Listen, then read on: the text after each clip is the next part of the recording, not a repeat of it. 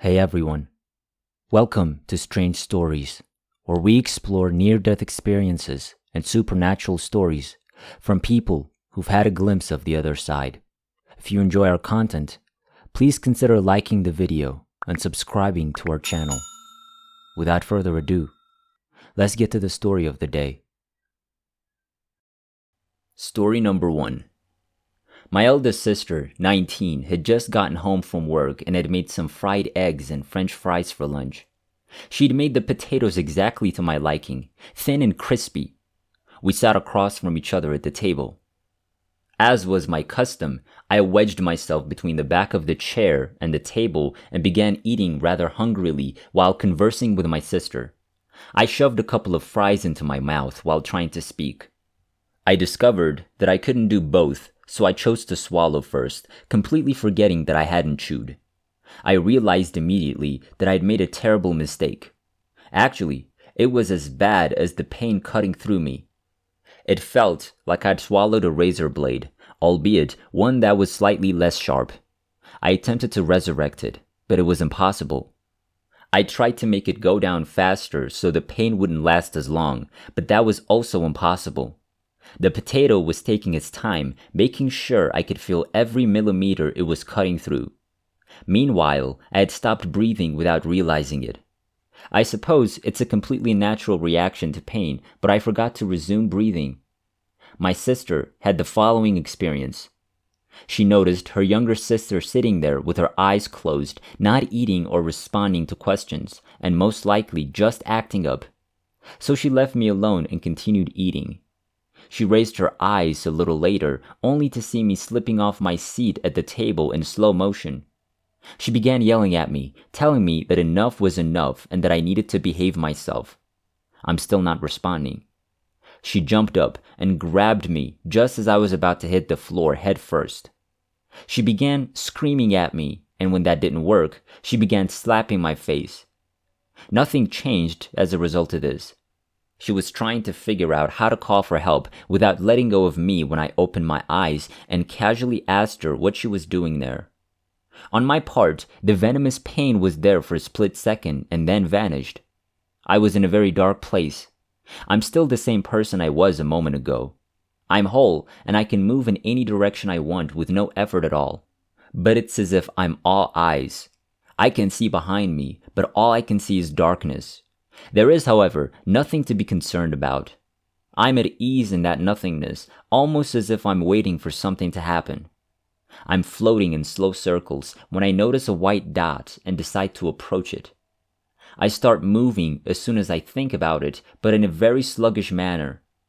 While floating, I found myself thinking about my life. And it wasn't about the people I knew or the things I had done or they had done to me. It was as if I was carrying the essence of everything I'd gone through in my life with me. But more importantly, I had two types of experiences with me. Those that made me happy and satisfied, as well as those that made me sad and disappointed. The size of the dot increased as I got closer. I heard someone else call someone else's name just before I got to the wide opening. I later realized it was my sister calling my name, but I didn't recognize either the voice or the name at the time. I rationalized that it had nothing to do with me and continued on my way.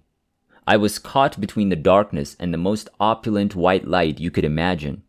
It was made of every color of the rainbow and more, but it was not difficult to look at. It was warm and inviting, but most importantly, it was me. Yes, it felt as if the light was alive and eager to accept me, and I was equally eager to become a part of it. I'm home, I thought. That's where I belong. As I was thinking, I reached out with my hand to touch it, though I don't recall seeing my hand, and felt the presence of someone beside me on my left. I knew he was there and knew exactly what he looked like without having to look. He was dressed in a colorful something or other, but his face stayed with me. He had long shoulders, slightly curly brownish fair hair, a longish face darkened by a short beard, and the most amazing eyes. They were a pale blue to light gray color. Despite the fact that I was aware of his presence, I never approached him. I was determined to enter the light, but as I approached it, I heard him.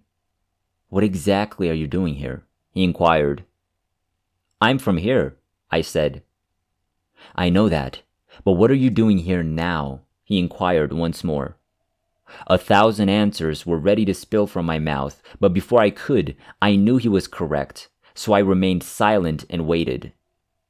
"It is not your time yet," he said, gently but firmly. "You still have a lot of work ahead of you." I wasn't ready to give up. I was about to refuse when something inside me realized the truth of what he'd said, and that's when I opened my eyes to see my sister standing above me, almost pulling her hair out, and the chip was just nearing my stomach, still cutting away, but the pain was no longer important to me. For years, I kept the experience to myself, partly because I was too scared to share with non-believers until I heard and read about similar stories.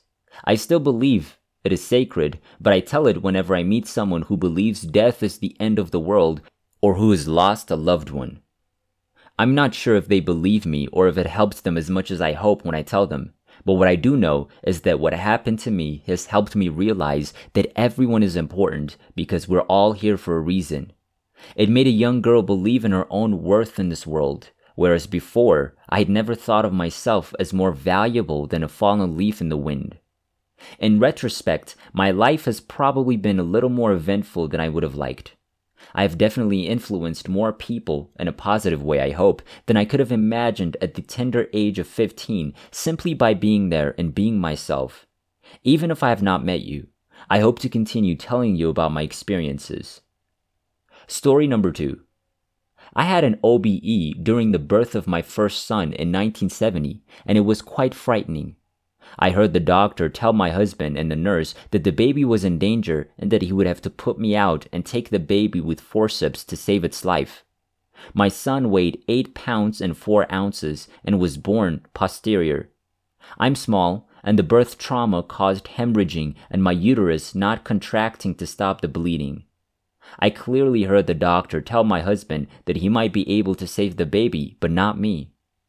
I had the impression that I was looking down from the top of the ceiling. I yelled at them not to give up. They couldn't hear me. Then I saw myself being placed in a coffin with the lid closing behind me. After my funeral, I saw the coffin with my body in it being lowered into the ground. I could feel the dirt covering me and the rock falling onto my coffin. The next thing I remember is arriving in a hospital bed, extremely ill and in a drugged state of consciousness that lasted several days. This was perplexing to me, and I dismissed it as a side effect of the ether they had given me. After that, whenever I smelled ether or strong hospital odors, I would have panic attacks and pass out. My actual near-death experience occurred in July 1979, shortly after the birth of my last son. His birth was quick and painless. However, 10 days later, I experienced severe cramping and began to hemorrhage again. I made it to the hospital, where a DNC was performed, but not before being given several pints of blood. I must have been in a bad mood because I was later informed that I had received all of the blood in our small hospital and that a police car from a neighboring town had been dispatched to bring more blood. Because of the emergency, the blood was administered without being cross-matched. For a while, everything seemed normal, but then I developed an allergic reaction.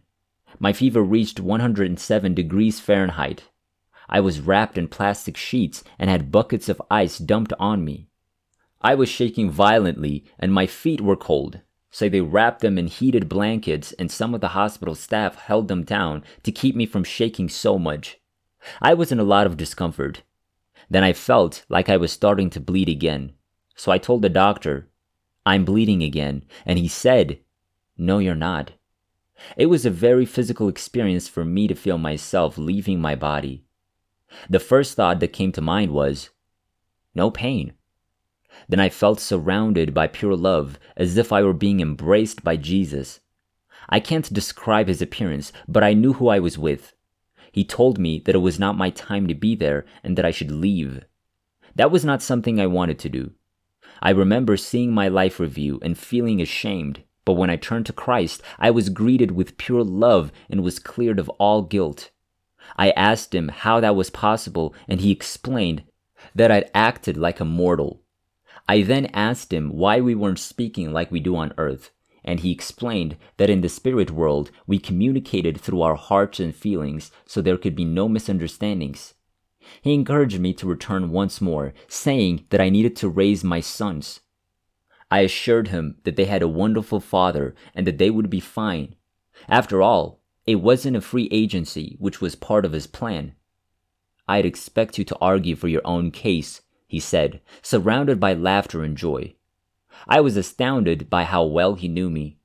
Then he said he had to show me something else. What he showed me was the death of my husband.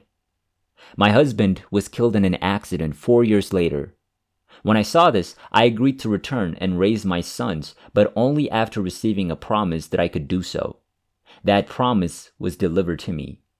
The Savior then said to me, "Remember, all you can bring back with you when you return is the love you give, and life on earth is about loving relationships."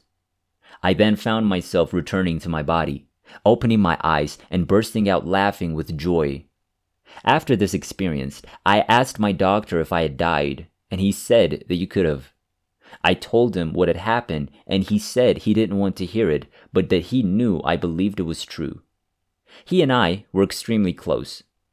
When I returned, I forgot about the part of my husband's death, but 6 weeks before his accident, I saw it in a very vivid dream and kept trying to change the outcome. I couldn't do it. When I told my husband about it, he told me to forget it because I'd be fine.